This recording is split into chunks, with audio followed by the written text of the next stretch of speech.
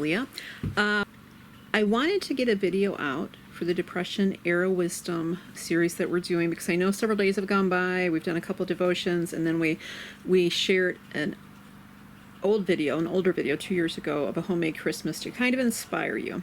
And as it would have it, things get kind of crazy here when you try to get, stay focused on something. So I'm going to put this video out, and I'm going to cover one topic right now.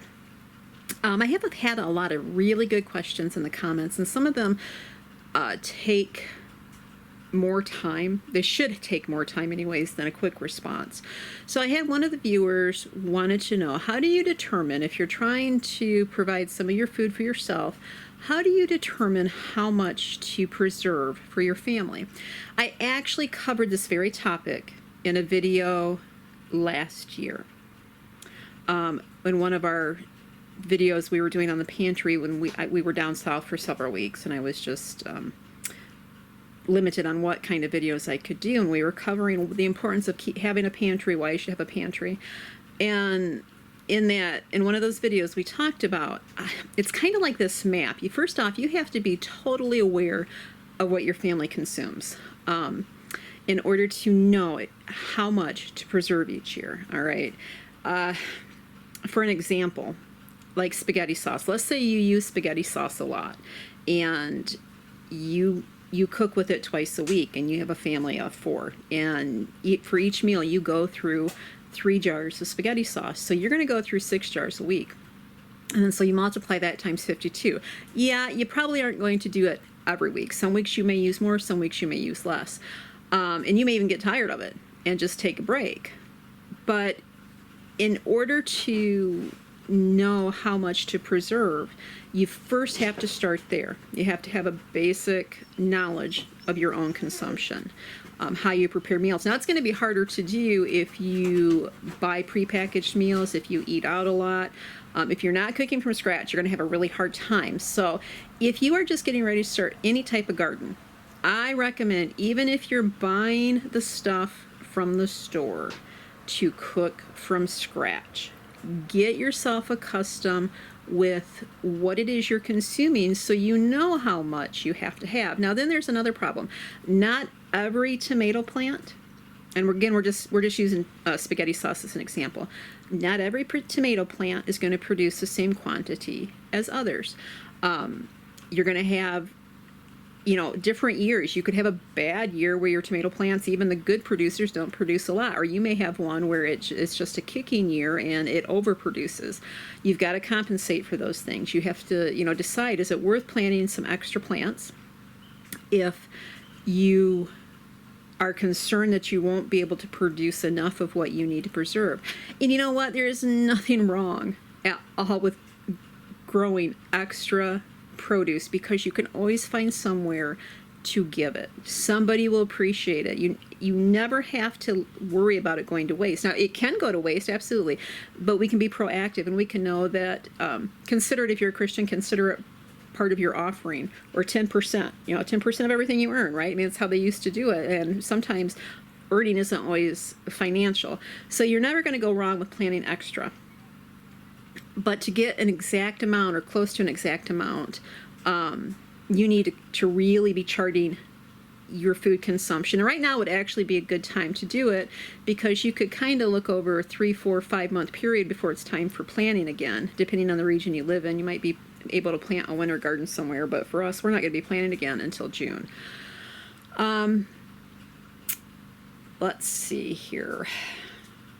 The other thing that we've done in the past, and a friend of mine, oh, I just love her, she is a wild gardener, and she would can, like, she'd pick 2 or 3 things. This is early in my canning career, right? She would pick 2 or 3 things that she would grow an abundance of, and then she would can enough for 2, 3, sometimes 4 years. And to me, it was just reasonable. She didn't do that on everything every year, right? But so let's say the first year, let's say for 1995, she planted tomatoes and green beans and corn. And along with a half a dozen other things. But those 3 crops were the ones that she spent the most time on, and she was going to power can that stuff so she had it. Now, the following year, she may grow those things again so she had access to fresh vegetables. But as far as preserving, it wasn't really going to be something she did. She would focus on 2 or 3 different crops. The year that she did the tomatoes and corn and green beans, she may can some other stuff, but in a reduced amount if she was running low to get her through, whatever. But she would usually power can to excess a few crops so that it saw her through. And then if she had a bad year, she was covered. So, and that's just always how we've done it. When I've canned, and again, being up here, resettling, I haven't done much canning for the past few years. I haven't done much gardening for the past few years because we used to be big gardeners, and now it's just, we got our teeth cut this year for up here, and we can't wait to get going on it. But there are different ways that you can preserve your food and grow your food so that you're not overwhelmed, but you're doing it enough. Again, for us, power canning, power preserving was the way we like to do it best. It just worked out really well for us. There would be years where like we did grape juice and tomato juice and spaghetti sauce and peaches. I would have multiple years on the shelf. I would rotate to make sure that if I had older stuff on and if I put any newer stuff up, that stuff always went to the end, especially if you're canning for 2 or 3 years. Now, I've heard, and you got to understand, like I said, since we've been up here, I haven't been doing a lot of canning, but I know the lids changed on the jars, I believe about the time we came up here 4 or 5 years ago. And I hear there's an issue with how long those jars are really good for. The lids are really good for, the seal on them. Now, the people I've talked to, who power can, they've not experienced any issues. And so I just throw that disclaimer out. I know I hear that's an issue, but I'm not so intimidated by that I won't power can when I start canning heavily again. All right, well, that's just some thoughts on growing a garden and growing enough that you need for your family. Again, chart things out. Start keeping a food diary of what you're eating and how much you're using per meal. It actually becomes addictive. It just becomes addictive because you want to make sure that you have enough, and you start realizing when you first start doing it, you realize how inadequate of a pantry you probably really have. And then it starts inspiring you to put up what you can when you can, or to purchase that extra item when you're able. It encourages you not to purchase things that aren't beneficial in your pantry, candy bars or boxed cookies or things like that, because you can then take that money and put them towards a more substantial item that will give your pantry an actual meal. And that's what we want to focus on for our pantries, is things that produce meals over things that produce enjoyment, because our meals should bring enjoyment. We should get satisfaction from our nourishment, and our society really has it twisted backwards. We eat for so many different reasons, and nutrition is usually at the very bottom of the list. And that's why I say so much of what we eat is has chemicals in it that create certain addictions or create certain euphoria to that food. And we have to break those cycles first before we can get the true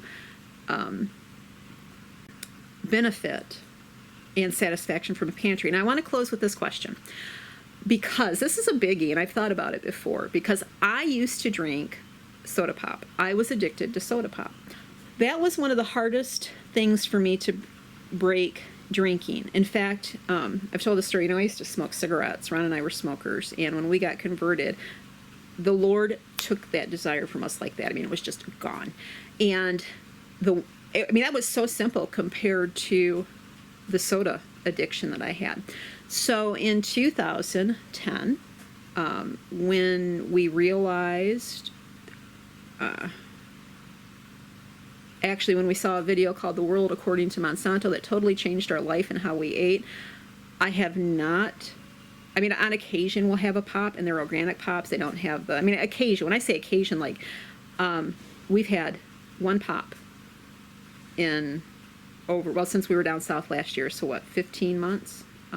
So on occasion, I don't mind one, but it's, the last one we had was not satisfying at all. In fact, it was like, you know, you almost have to choke it down. But so here's my question. We're coffee drinkers. Okay, I had to quit drinking coffee when my gallbladder was really bad, but now with my gallbladder gone, I can enjoy coffee without a problem, and I do. I'm also a tea drinker, an herbal tea drinker. My kids drink their milk, and on occasion I keep back apple, 100% apple juice. It's more like an apple cider, and once in a while their aunt or their grandmother will send them a juice box. It's a rarity. It's not something that they, Molly, enough, they get very often. But I know from experience, I know growing up in a house that was pop addicted. My mother's addicted to her Coke. Us kids grew up addicted to soda pop. I see the shelves in the gas stations and in the supermarkets lined with these things. All right. So my question is this.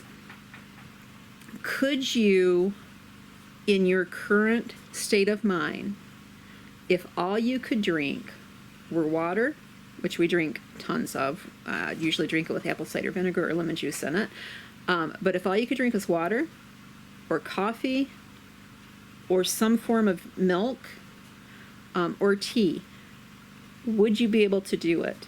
To me, I think that the soda pop and the bottles of water, with the flavored bottles of water, those things are so addictive, so addictive. And I think that that's the hardest thing for people who create pantries. And I'm not talking we're not talking about, you know, I'm talking clean drinks. You know, we're having juice in your pantry that's a juice drink, or having lemonade or Kool-Aid in your pantry, any type of things like that. Could you get rid of those and be totally okay with something that was water-based or dairy-based? And that was something that was grown and, you know, basically consumed in its purest state as possible. So if you think you could, or you think you couldn't and you want to share, leave a comment below. I think it will be an interesting topic of conversation. Again, I know from experience how hard that was to break, because I was so addicted. Now, I didn't drink necessarily a lot throughout the day, but I did have to have some throughout the day. And it was amazing when I realized how controlling that was. All right, well, we will talk soon. Hope you guys have a great evening. God bless.